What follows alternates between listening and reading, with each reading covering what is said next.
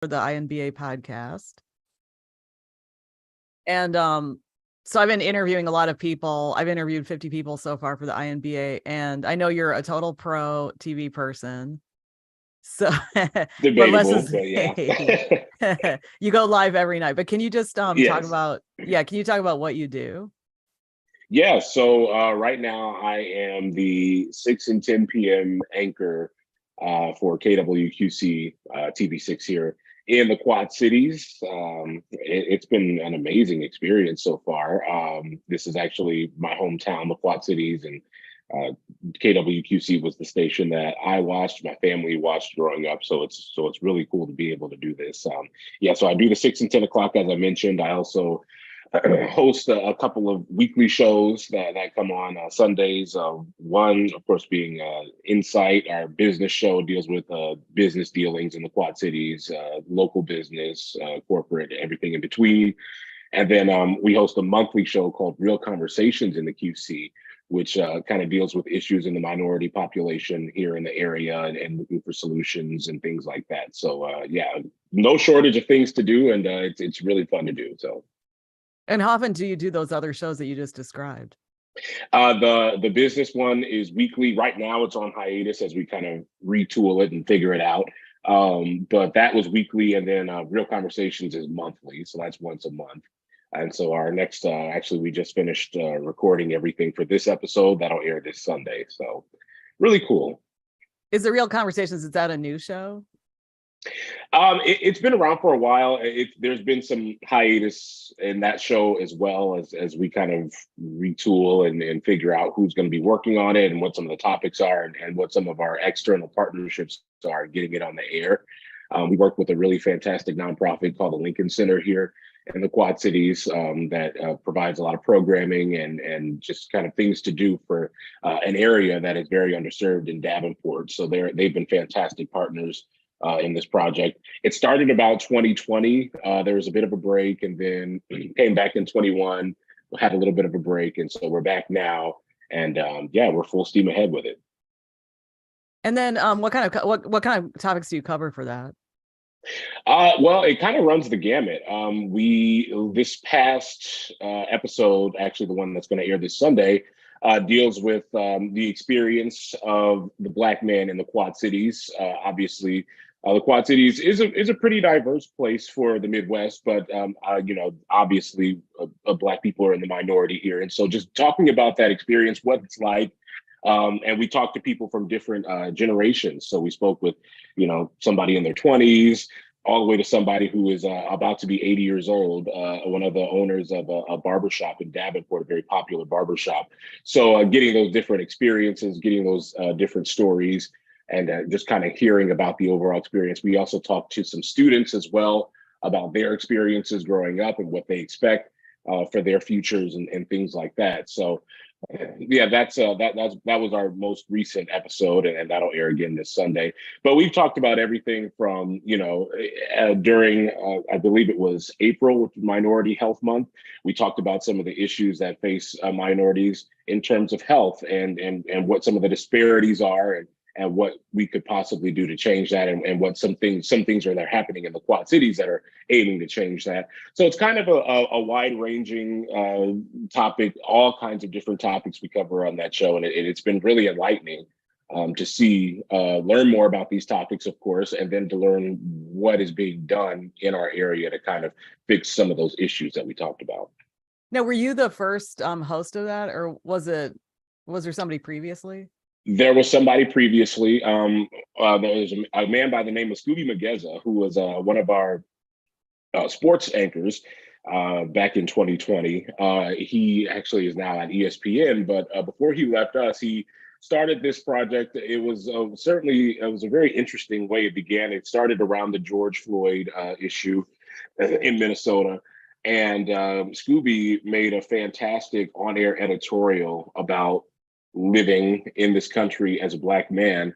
And it got so much response from our viewers that the discussions were starting to be had, and big credit to the KWQC managers, they decided that, this is something that we want this conversation to continue. This is an important conversation to have. They understood the importance of it, and they wanted to see it continue, as many of our viewers did. So that's how the show kind of got started.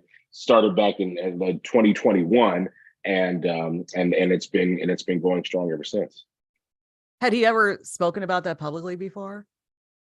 Not to my knowledge, and that's, I think, what kind of spurred so much of the interaction and the discussion afterward, because especially here in the Quad Cities, we really never had seen anything like that before, at least on the air. And it was bold, it was passionate, it was fantastic, and I think that it really opened a lot of people's eyes to, wow, we do need to have these discussions. This is something that we all need to be talking about, as we just kind of learn more about each other and our different cultures and our different ways of life, and that's kind of how it got started. Well, are you from the Quad Cities? I am. Yep, born and raised in Rock Island. Okay, so how many generations does your family go back? Oh my gosh. Goodness. Well, yeah, no, this is pretty much, I think, from my dad's side, the Terry side, we had some origins farther south in the Tennessee area. But really, I'd say the last 3 or 4, maybe 5 generations all hailed from here in the Quad Cities. And is that, I've been to the Quad Cities, I've never lived there, of course, but is that typical? As you're talking about people being there for a while, like I'm talking about minorities. Is that a typical experience, several generations there? It kind of depends. The Quad Cities is a very interesting place because, there are a lot of people that are, natives of here, and their families have been from here. But there are also a lot of people that come here for various jobs. We have industries like, John Deere, huge, global company. A lot of people can travel here for work for that. You've got the Rock Island Arsenal, obviously. A lot of people come through for that. So there's a real mix of people who are from here, people who have moved here and have enjoyed it so much that they've decided to stay here. There's a nice mix of all of that, I would say. And so what's it like in the Quad Cities? What's it like to live there? It's very interesting. It's almost one of those things where you don't fully appreciate what it is until you aren't there anymore. So I went to Western Illinois, obviously, and that's not that far from the Quad Cities, about an hour and some change south.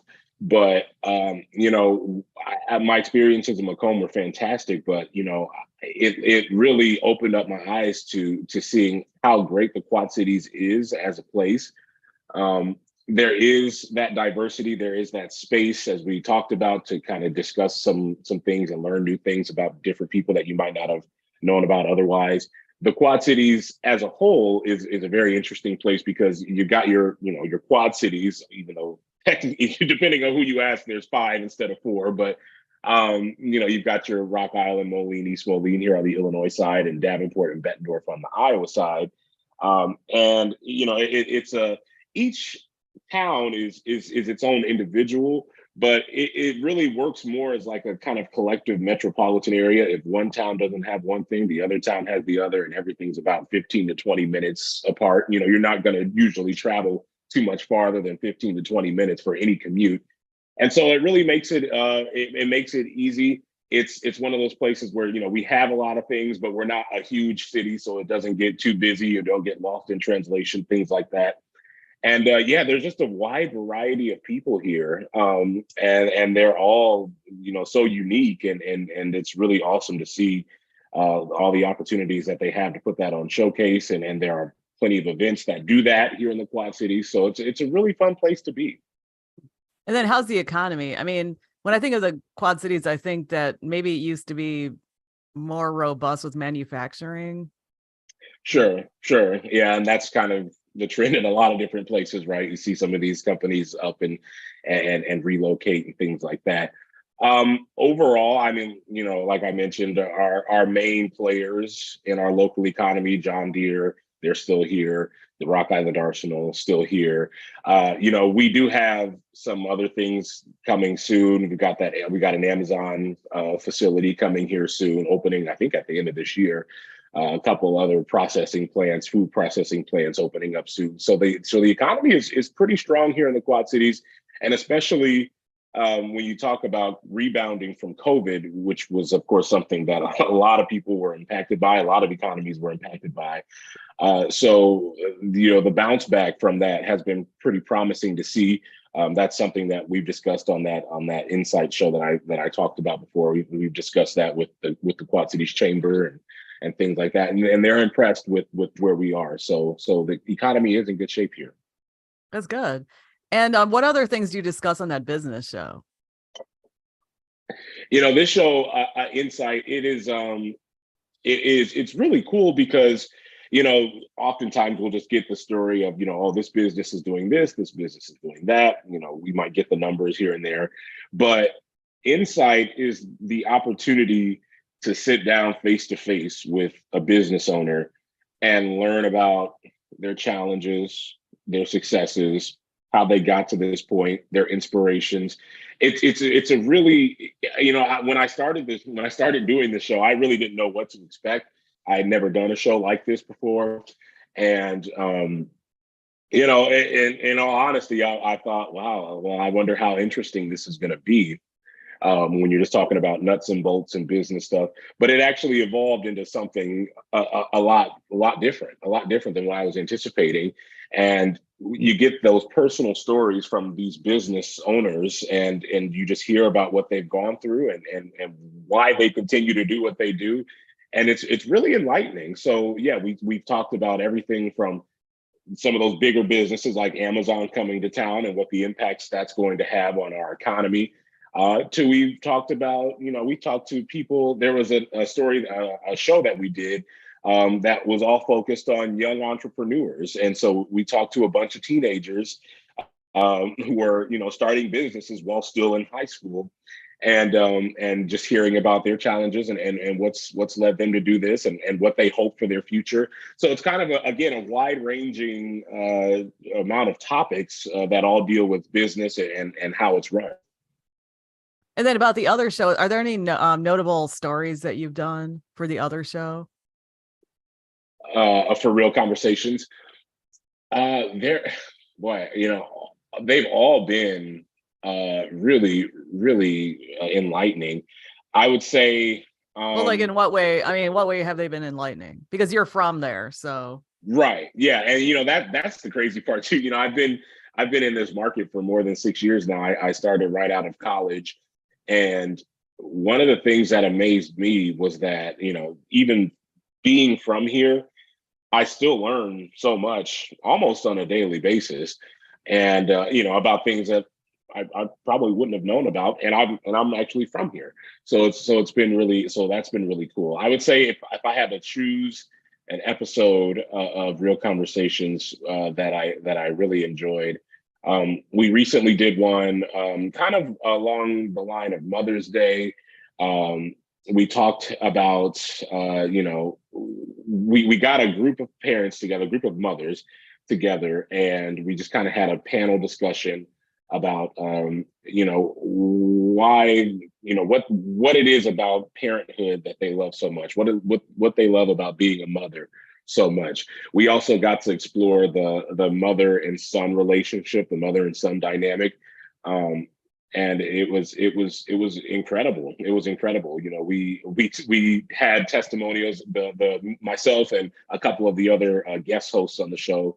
We talked about our relationships with our mothers, and it was a really beautiful episode. And I think that that's one that really sticks out to me as one that was particularly impactful for me. And so what's it like to work in your hometown? It's very interesting. Again, like I said, learning about things you might not have known about before, it has always been very interesting. It's always great to be able to highlight the successes of people that or a business that you grew up with. On the flip side of that, it is challenging to report about things, negative things that have happened to people that you know. It is a part of the job, though, and it kind of comes with the territory. But it's never a dull moment, and it's really opened my eyes up to a lot here in this town that I grew up in. When you think about growing up in a town, you don't think about, oh well, I didn't know this, that, or that, but such is the case, and I feel like I'm still learning to this day. Now, does it feel like a small town because you grew up there and now you're working there and you went to Western Illinois? It kind of depends on what's going on. I guess during the regular normal days, my commute to work is 5 minutes, so it's at that point, it feels like it feels like a smaller community. But on the flip side of that, we have events like the Big Seven road race is coming up this weekend, as well as RAGBRAI, the registered annual Great Bicycle Ride across Iowa. That's ending here in Davenport this weekend. So it's going to be there's going to be a lot more people around, and it's going to have that more big city feel as things are happening and all kinds of people are out and about. So again, it's that mix that you don't usually see. It's usually one or the other.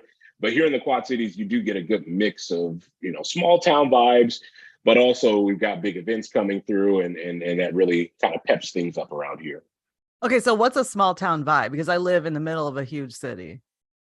A small town vibe. Oh, well, small town vibe is taking 5 minutes to get to work and no traffic. That's always great. Yeah. A small town vibe to me is just kind of, when you're in big cities, it can be easy to kind of just fall in line with like the go of it all, and you kind of sometimes you can lose the ability to just kind of the importance of just kind of stopping and hey, how you doing, just the little things like that.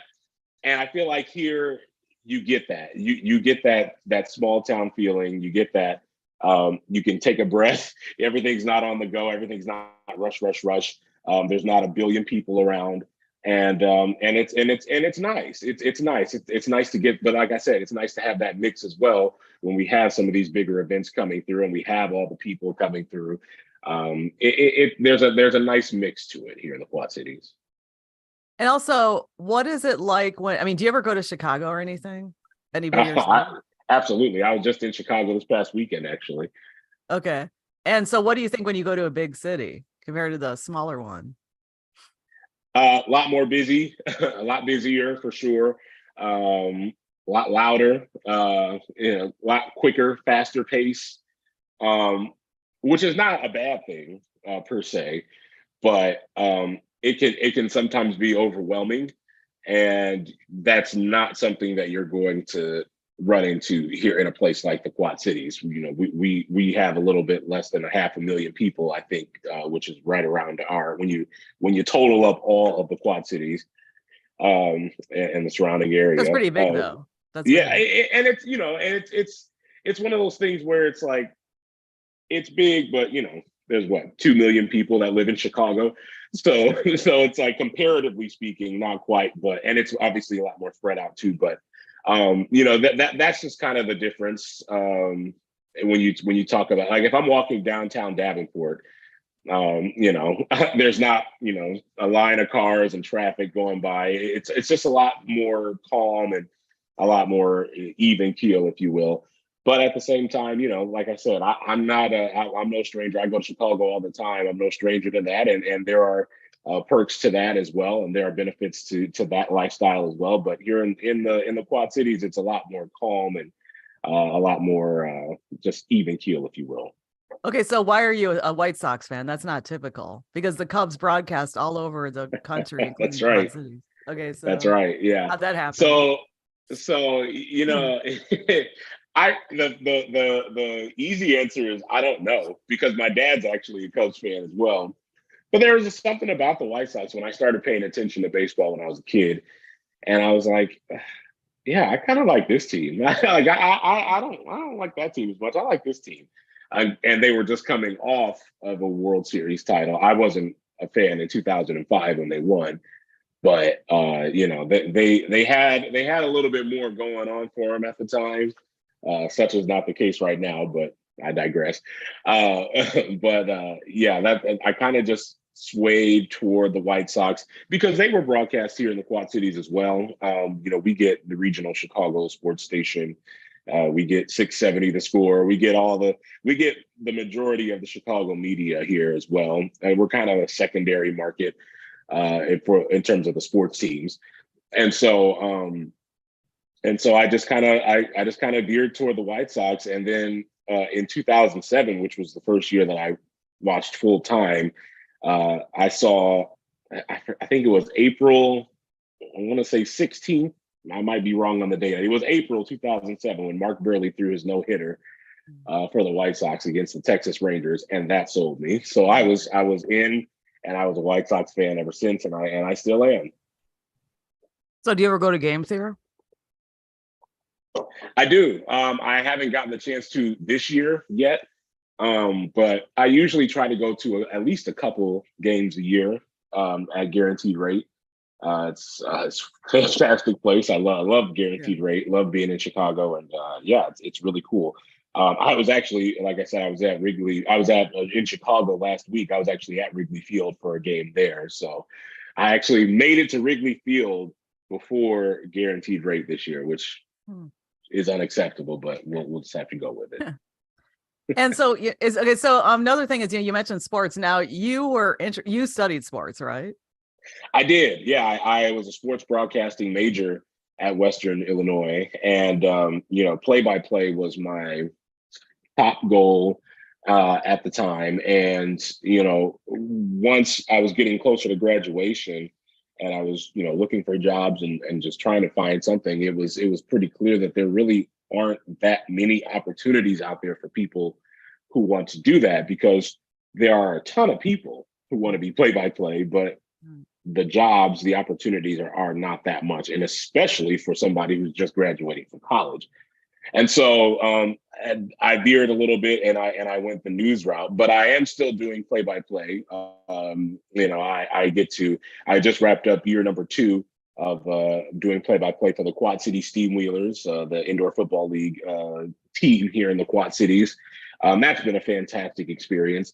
I also get to do some freelance work here and there with Mediacom, the cable provider here. They cover high school sports, so I've been able to do some freelancing for them as well. So still kind of getting to scratch that itch while doing news as well. So it's been really cool. Now, how did you get to be an anchor so quickly? In my mind, it seems quickly, because you said you only graduated over 5 years ago. Yeah. So yeah. Is that typical in a smaller 2017. market? It's becoming more typical, I think. As we continue on in this business, and things change, and people retire and things like that, and it becomes more difficult to recruit people to these smaller markets who don't have a previous tie to the market or in any way, shape, or form.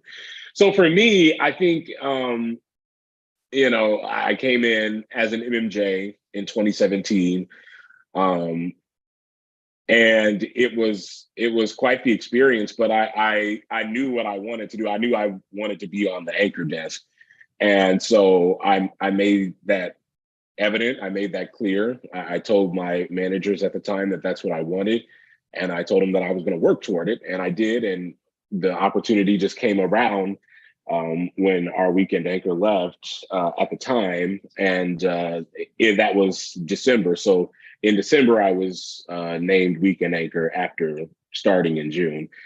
Is it typical?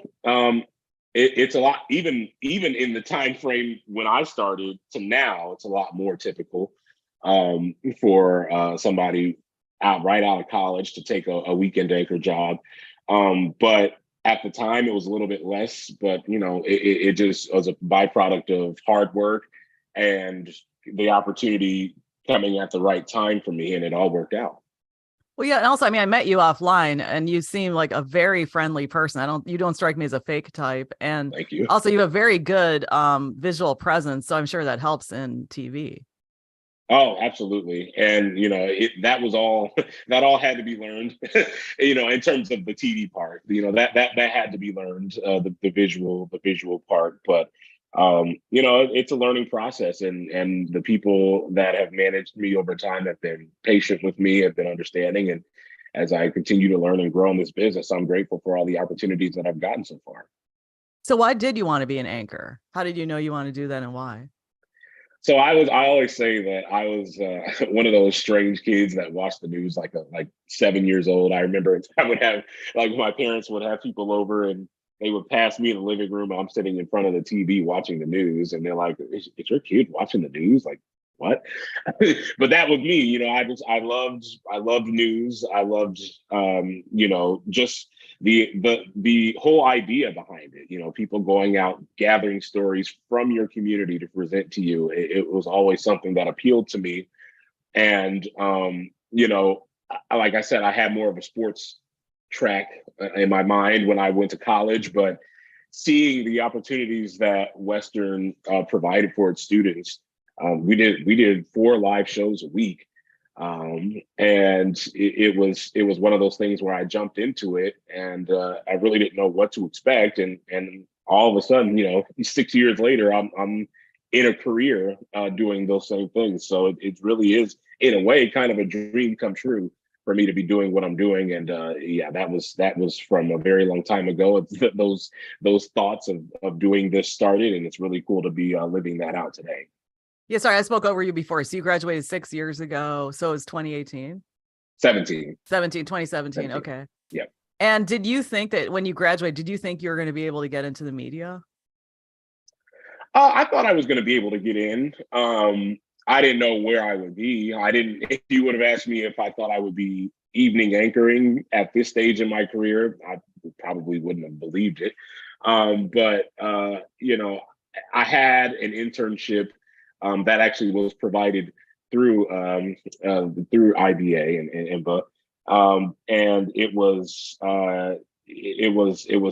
really enlightening because you don't really think about you always hear people talk about the importance of internships and why it's important to get in right away, before you graduate, so you can get a kind of a taste of what to expect post graduation. But that internship was so important. First of all, it was at the station that I eventually started working at out of college, so that worked out. But it really exposed me to what the job was going to be. It exposed me to what I do now, because, like I said, I was a sports major, and that internship was mostly sports, but it started off with news.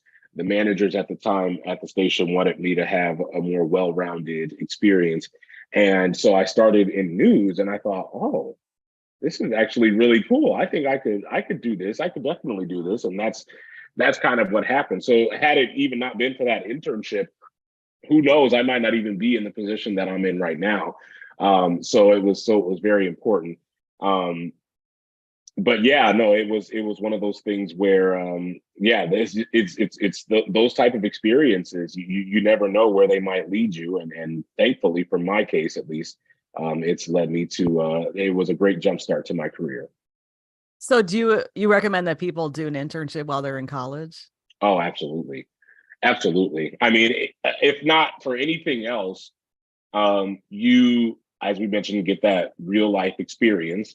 You get a taste of what it's going to be like once you do graduate, and most importantly, it gets you in front of the people that are currently doing the job that you want to do. And connections are everything. I mean, we say this all the time in this business, how important connections are, and Yeah. it is 100% true. And so, being able to establish those connections, being able to impress at an early age before you graduate, I mean, it's truly invaluable. Yeah, and also connections, and also I think nowadays people really pay attention to, is this person workable? Like, do I really want this person to work with me? I think Yeah. before maybe people got away with worse behavior. Oh, absolutely. And yeah, getting the chance to show what you have to offer, both on a professional side in terms of the work you can do, but also how you work as a team player. I mean, that's just as important because, you know, people want to work with people who they can work with, right? And being able to prove that even before you walk across the graduation stage is extremely important. And then any other advice for people who want to get into the media or TV? I would say reach out. Just reach out. Don't be afraid to reach out to people that you know you might know in the business, people that you might not know in the business. You never know. You know, people are usually willing to help because we've all been there, right? We all started somewhere, and you know, for especially for people who are in college who might still be trying to get a feel of what the business is like, if it's something that they want to do, be sure to reach out. Having that mentor that is in the business and that has had some of the experiences that you wish to have is so important. And it could lead to anything. It could lead to a job. It could lead to at least a better idea of whether you want that job or not. It can lead to all kinds of different things. So reach out. Don't be afraid to get involved with it, whether it be an internship or whether it be, you know, you send your reel to, you know, a news anchor or a sports anchor or whatever in your market that you've enjoyed and just ask for, you know, politely ask for a review or something like that. You know, it could be that simple, and that connection that you can make could lead you to the career that you want. So be sure to reach out. Don't be afraid to do so. And then can you just tell us what your day is like as an anchor? It seems really cool. Yeah, so I get in about 1:30 every day. We have our editorial meetings at 1:45, where we go So over basically you the get in at stories. 1:30, which means you leave your house at 1:25. Exactly right, exactly, yeah. So that short commute, it's fantastic. So yeah, the meetings at 1:45. We'll go over the stories for the day, and then I will go right into writing some of our topicals, our teases, basically, that will air throughout the night leading up to our 10 o'clock newscast. So I'll write those, and then I will start going over the show. My first show usually is 6 o'clock. Sometimes I'll fill in and do the 4 or the 5. But my first show usually is at 6 o'clock. So if I'm not working on those other shows, Real Conversations or Insight that I mentioned earlier, I'll go right to working on the show and looking at that and helping write and kind of doing whatever. Reporters at our station also have to have their scripts checked and approved by an anchor before they can go on and record it or front it live on television. So I will do that. I'll help reporters with writing their scripts and things like that. And that usually takes me right up to showtime. So then we'll do the 6 o'clock, and then I'll record those topicals we talked about after the 6 o'clock. Then I'll go on a break, and then I come back and do the exact same thing for the 10. I'll help out reporters with whatever stories that they have, help out with whatever needs to be written in the show. I usually write my own teases ahead to the next stories, and then we do the 10 o'clock, and then I leave about 10:45. Well, it's interesting that you help people write the stories. Why is that? Usually, well, at least in this market, that's sort of the exception, it seems to me, but I've never worked in TV. So Yeah, sure. Well, and then what it is mostly is, you know, a lot of our reporters here in this market are in their first job. And so it takes a little bit more in terms of kind of not necessarily writing the story for them, but just kind of guiding them in the right direction in terms of which angles they should be hitting, you know, which sound bites they should be including, things like that. You know, how they can tweak their writing, make it more conversational. That's one of the big things that I try to preach, is conversational writing. And so those are the things that we kind of work on together. They'll come up with a script, they'll ask to get it checked, and then we'll kind of go through it and see which type of improvements we can make on the story. okay, so you have an anchor job and a mentoring job, it sounds like. Yeah, it's kind of an all-in-one job, and it's really it's really cool to see because I see some of the things and I think, oh, I used to do that too. So I understand where you're coming from and kind of just kind of show them the way to go. But yeah, it's a very interesting job. Okay, because in Chicago, I mean, usually people have to be ready, and somebody might tweak your stuff, but they might say, "Hey, you try it like this," but they expect you to know how to write. Right. They wouldn't sit Exactly. there and rework your stuff. Not, I mean, Yeah. but like Yeah. at least it just seems like because also a lot of stuff has to get up early. So Exactly. Well, and that's the thing too. We've got usually our reporters only front for at least for the dayside reporters. They're only live in the 5 or 6 o'clock news, 5 and or 6 o'clock. And so, trying to work with them to keep that deadline intact is important. But also, like I mentioned, it's not that they don't really know how to. It's not that they don't know how to write. It's just fine tweaking it and fine tuning it and making it so that it's the best possible on air product. And obviously, when you just start, you don't have all those tools. I don't think anybody has all the tools, but the collaboration is kind of what helps us get to where we want to be in that regard. that's true. That's what I like about news is there's a lot of collaboration, and you Yeah, have to be able yeah, to get along with your coworkers because it is a team effort, whether you're in a big place or small place. absolutely. I remember at the station that I interned at and eventually had my first job at. I remember the first day that I was going to be live on the air. It was I was going to air a Bosat, and I wrote it out, and my news director came up and was like changing things, and he was like, oh, by the way, everybody changes, everybody's writing the news. Don't ever be offended. Don't think that what you did isn't good enough. There's usually a better way to do it, and that's all we're showing you, but don't ever get offended about it. And that was something that stuck with me, because it's true, especially as an anchor. Anchors change scripts all the time to kind of make it sound more like themselves and things like that. But when it comes to coming together and for story purposes and editing scripts, that's only to make you better. So it was one of those things where I learned immediately that when we're in those type of situations, when we're coming together and trying to put scripts together and changing and tweaking things, it's not a personal thing. It's not your writing sucks type of thing. It's we're trying to make you better. We're just trying to show you the right way to do it. And so that kind of stuck with me then when I was a reporter, and now that I'm an anchor and on the other side of it, it sticks with me today. So where were you a reporter? Because you were at another station. Yeah, at WHBF TV here in the Quads, also in the Quad Cities. That's where I had my internship in 2016. And then I started right after school in 2017. So I was there for 4.5 years. And then how did you score this anchor job? Did you send them your tapes or what happened? Well, it was one of those things where I became an anchor at WHBF. And so I anchored mornings there. And I was looking for a change.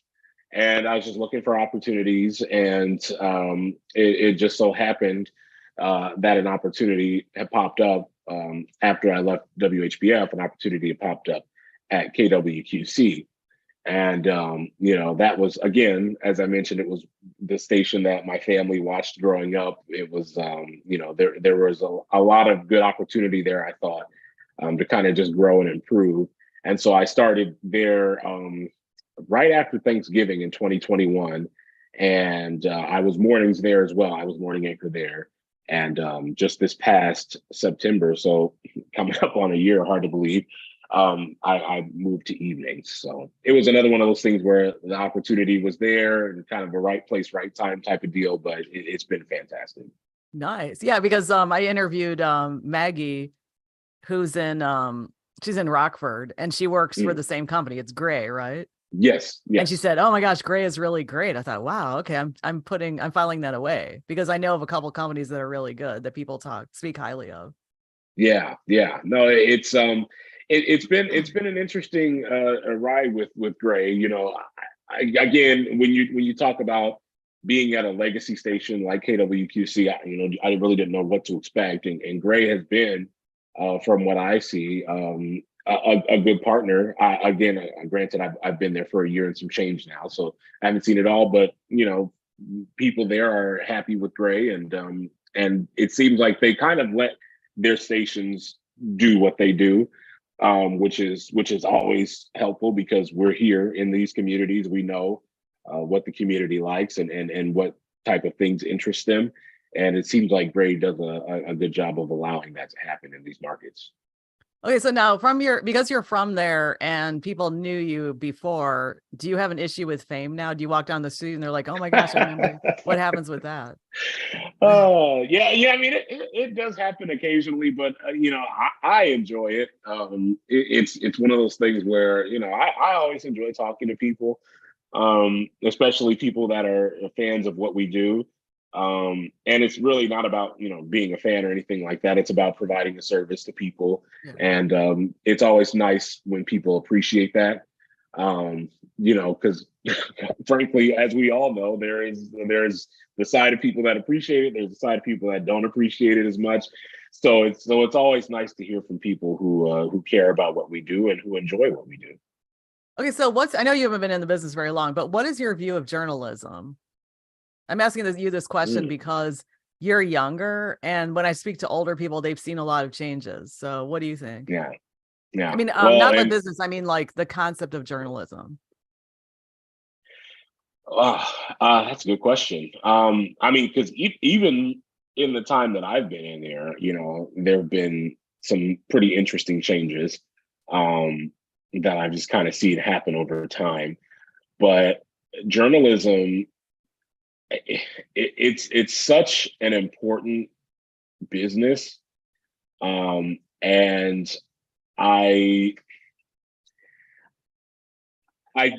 are those people that understand that, and there are the people that understand what we do, and the importance of it, and then you've got your people who see what we do in a different light, and I think that's very unfortunate because at the end of the day, we are here to provide a public service to the communities that we serve, and I think that there's still that understanding that what we do is important, but sometimes we can get a little bit bogged down by other media outlets who claim to kind of be journalists, but that might not really be the case.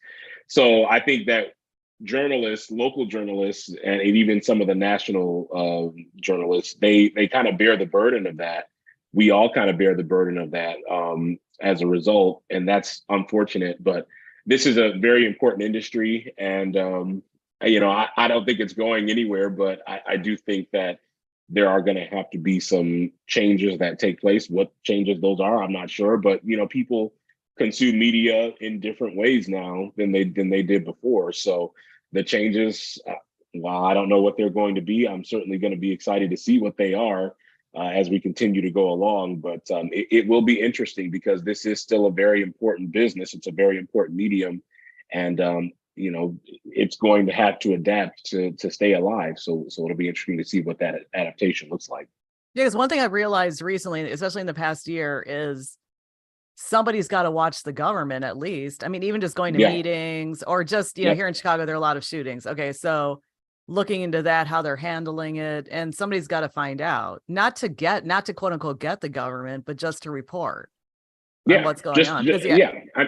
These are public servants, right? I mean, these are elected officials most of the time that need to be.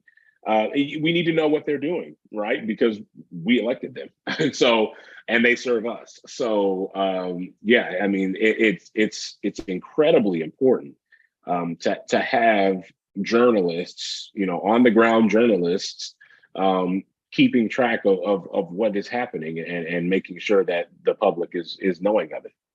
Yeah.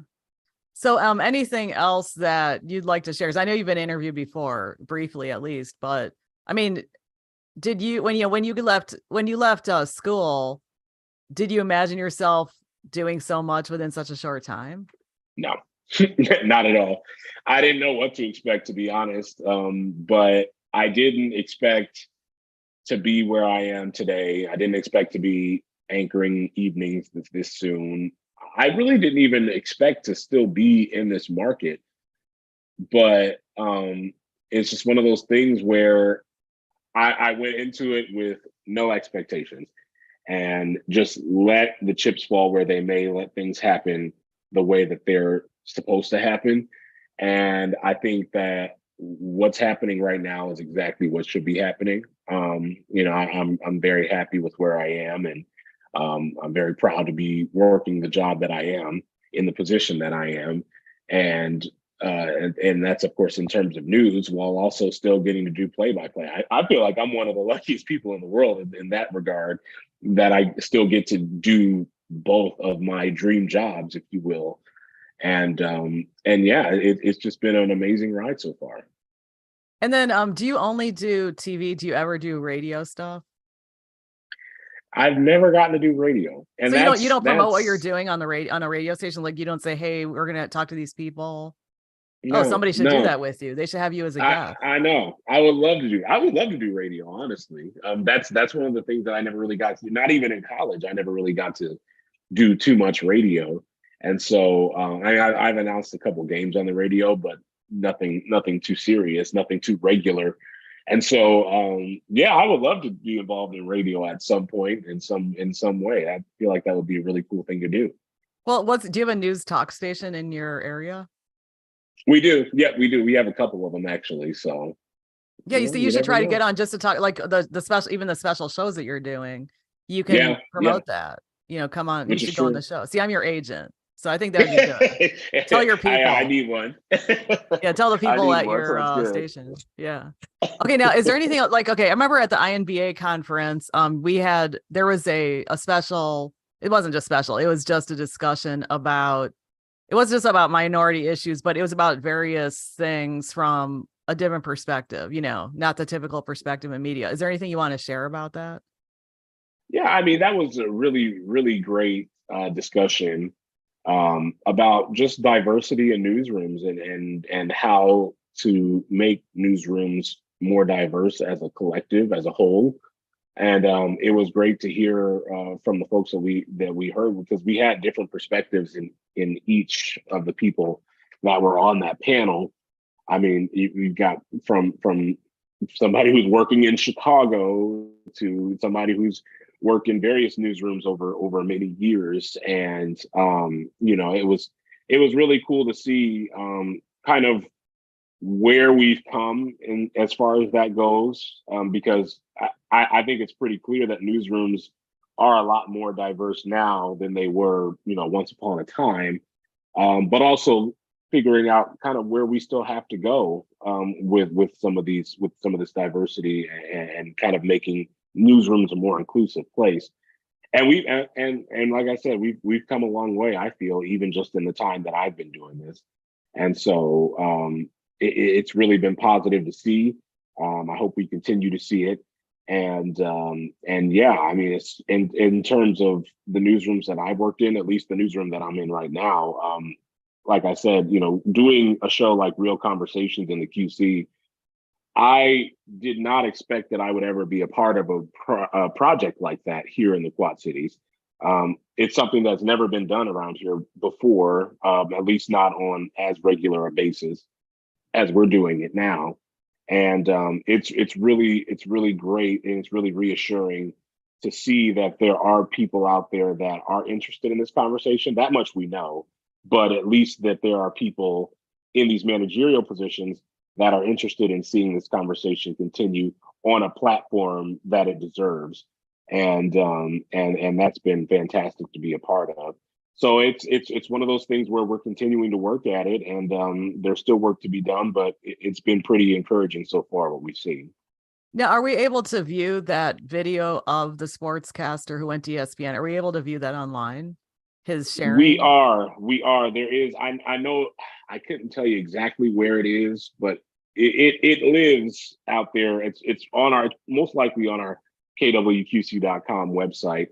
If you just search the name Scooby Mageza, And I'm sure you'll be able to find it there. But it was amazing. It was fantastic.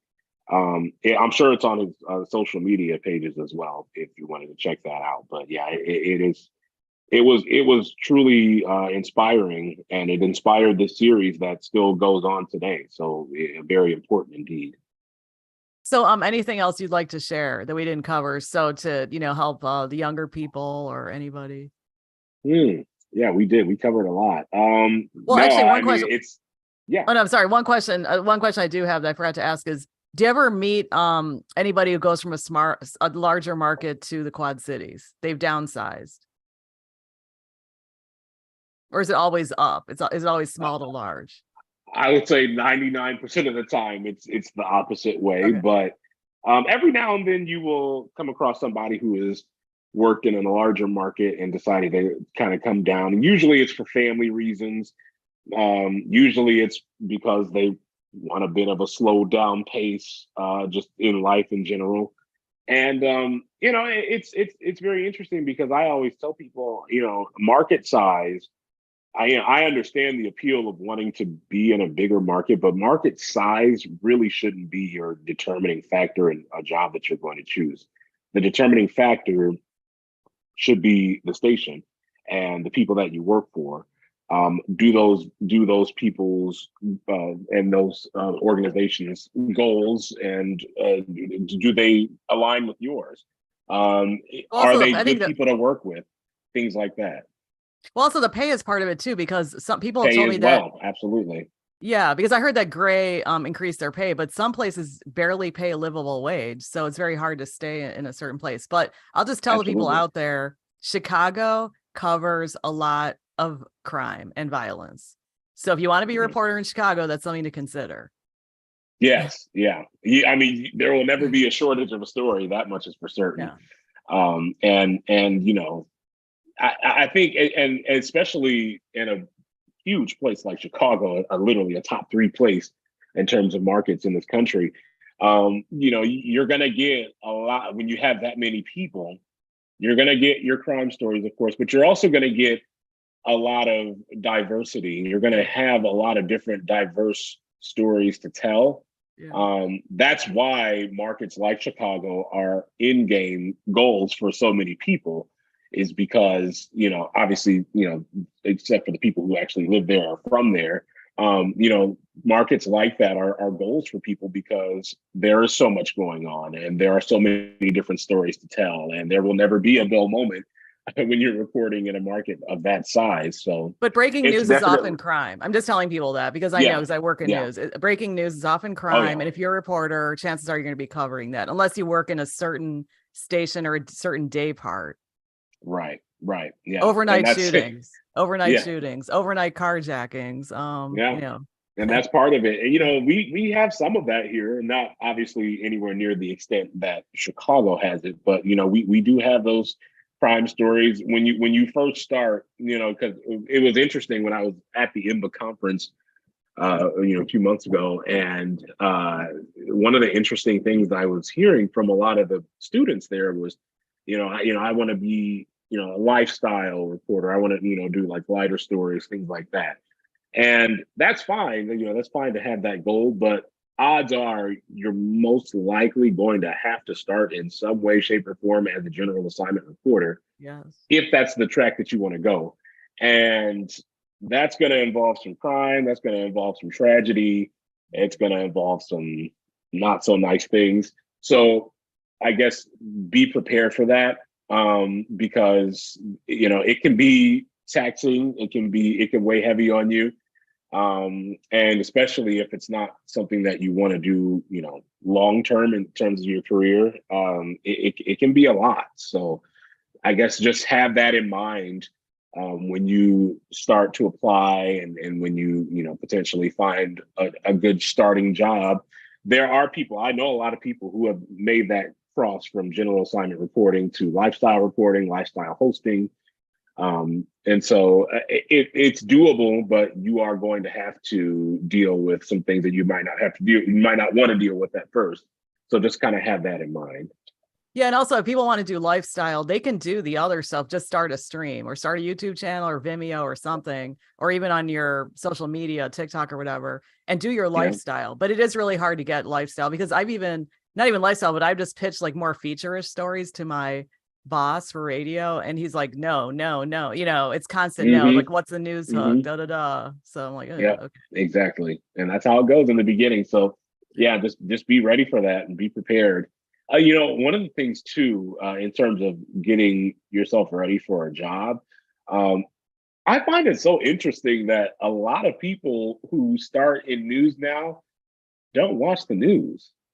Is that interesting? Do you see that as well? I've been seeing that more, and it's really really interesting to me. Yeah, I mean, my thing is, okay, so I don't work in TV, but my thing, so I don't really meet a lot of TV people, but my thing is that people don't really know. Okay, I live in the city. The city has a history. The city has context. Get to know the city. Go to a bar, hang out, Yeah, go to all parts of the city, west side, south side, north side. And also, even in the suburbs, get to know the suburbs. Just, get off in an exit and hang out and get to know people. Like, what are, absolutely. so I think you're talking about diversity. I think people have to know what it means. Like, literally Yeah, talk to people who are different from you. yeah, exactly. And you can And get and feel that's for what it. it is. Yep, Yeah. that's exactly what it is. You got to get involved in these communities. You're covering these communities, so you really should know what that community is, what it looks like, who's there, who's watching, and what interests them. And the best way to do that is to get out and see it for yourself. So that's very helpful. Yeah, because like one time I was talking to somebody who really doesn't have much, in my opinion, they don't have much life experience and they don't live in the city. You don't have to live in the city to understand it. But what happened was Right. they drive to their job from the suburbs, and it was during COVID, and the mayor decided to give the vaccine to certain communities. And Mm, it made total sense to me because it was increasing in certain zip codes. I had no yeah. problem with it. But this person's like, wait, no, that's messed up. That's not fair. And I said, yes, it is. Mm, Look at the numbers and look at the living conditions. I mean, some of us live in more separated situations. Some people live very close together and it's spreading more. It's like that kind of stuff. So that's the criticism I have, is that people don't know the culture of where they are. They're not yeah. curious. Yeah, yeah. You got to be curious too if you're going to be in this business. Our whole business is based off of curiosity and answering the questions that people want to know. And you have to be plugged into the community that you serve in order to serve them correctly. So yeah, extremely important to be involved and get out there and talk to people. Go to the Yeah. events. Go to the library. Do whatever you need to do to get out and about and learn what's important to the community that you serve.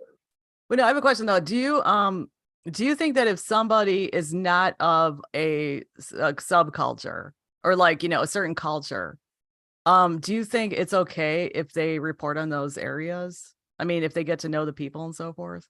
What do you If they think? get to know the people, absolutely, because you want to, especially for our purposes as journalists, it's not our job to teach about these cultures. It's our job to give these subcultures and cultures a voice that they wouldn't normally have and let them do it. And so I think that yeah, it's more than okay as long as whoever, and this is for everybody, this is for every reporter in every situation. You need to give your subject a voice, and you need to allow them to tell the story in their words, whatever that story may be. So yeah, I think it's more than okay for somebody of a different culture to cover something else, because not only are you giving them that voice that they need and that they might not otherwise have, but you're also learning yourself.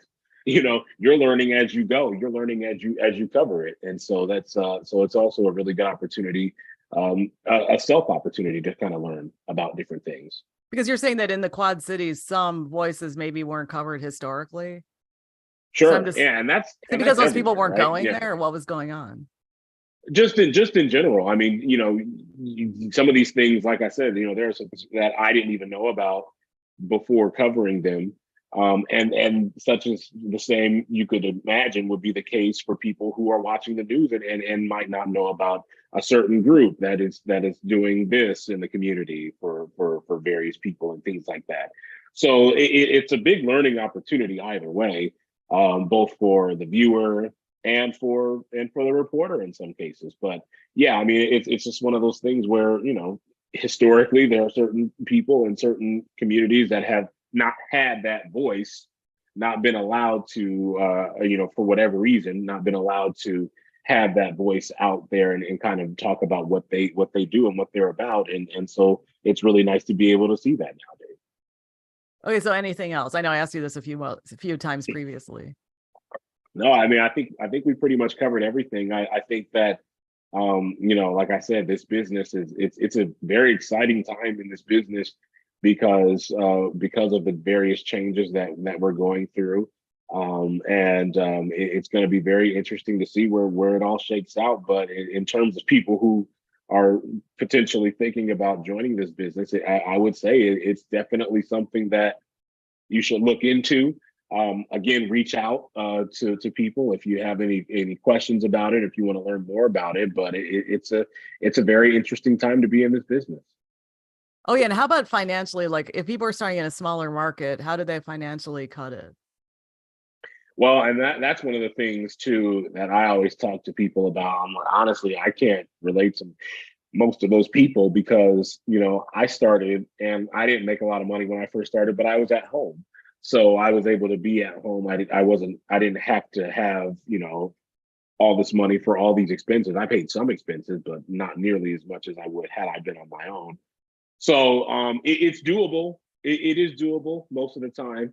But that's a part of that process when you're talking about looking at a job and looking at the area and seeing what the cost of living is and comparing that to what you're making and what your expenses would be. It's all part of the process. And, you know, you really have to find what works for you and go with it if it works for you. Okay, so in other words, we should live with your family. If we're gonna work in Quad Cities, like, If you hi. exactly, yeah, sure, come on down. Yeah, no, it's tough. It can be tough. Trust me, I know. But you know, this business and there are so many different opportunities to grow and advance uh really quicker than you would ever have, you know, in the days before. So I think that there's a lot of opportunity if you come in and work hard. You know, you never know what could happen. You could rise up quicker than you ever imagined. Okay. Well, thanks. And I'm going to stop the recording and I'm gonna stop the live stream. Okay. So, and then I don't know how to stop the live stream. Okay. All right.